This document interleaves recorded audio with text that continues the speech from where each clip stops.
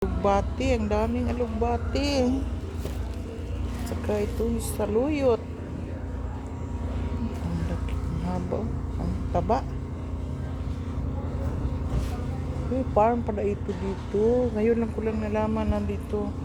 Saka ang dami. Wow, malunggay. Ang daming malunggay. Naghanap-hanap pa ako. Dito pala yung marami.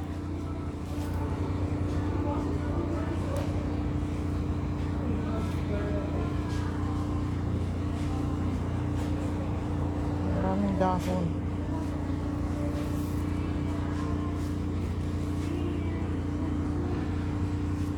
Ganda dito ay. Maraming gulay. May ano pa sila dito. Oh. Ano pa to? Ano ito?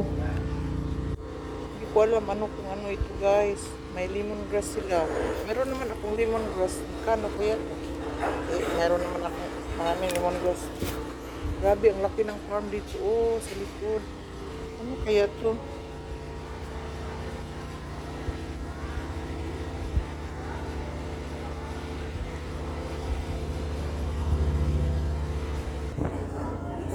Ito pa. Bulaklak ng labasa. Ito, ano to? Ano to? Hindi ko alam. Labasa ba ito? Ito, tag $2. Ano to?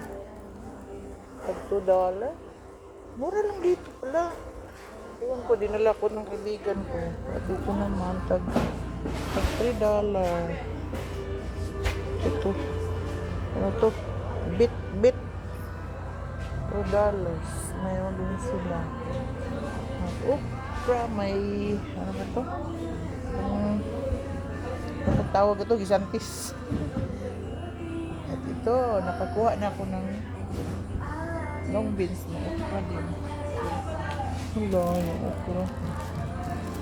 Favorite ko kasi ang gulay.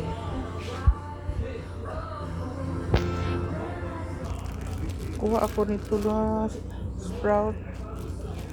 Maglumpia ako. Ito pa guys, celery. Mayroon pa naman akong celery. Ito $1 na. Ito ating talbos ng kamote tag $2. Iyon tag $2 para yung celery. Yung sprout means is $1. At ito naman kamote yam. Left ng yam left is $2 din. Ito dami. Ano to? Hindi ko alam. Sili? Oh, mayroon din sila. Ito. At ito din ay na. Uy! Gusto ko din. Ay, ampalaya.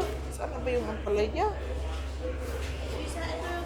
Saan yung ampalaya? Oh, nakakuha ko na isa.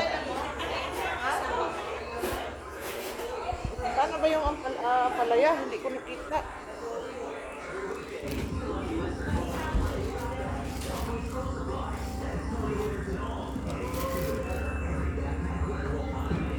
May saging din sila dito. Ano po tawag dito? Hindi naman to kardaba. Hindi naman to kardaba, di ba? Ano tawag ditong saging na to? Saba. Hindi naman to kardaba. Yung bakatan. Ito ginawa niso.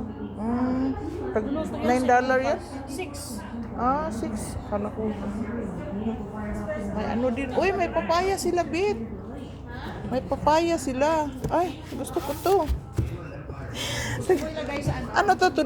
Ito ang price ba? Slipper mo saan galing yan? Eh, sorry Martin, mo yung pa ako. Bahala na. $2 lang to na. Ay, ito lang kasi panglagay ba sa tinulang manok.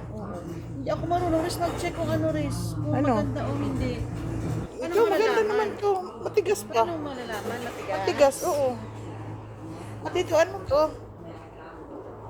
Passion fruit? Ay, passion fruit. Oh. Wala nag-drive.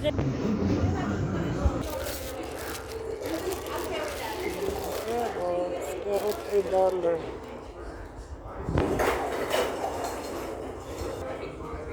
Yan ang nabili ko guys.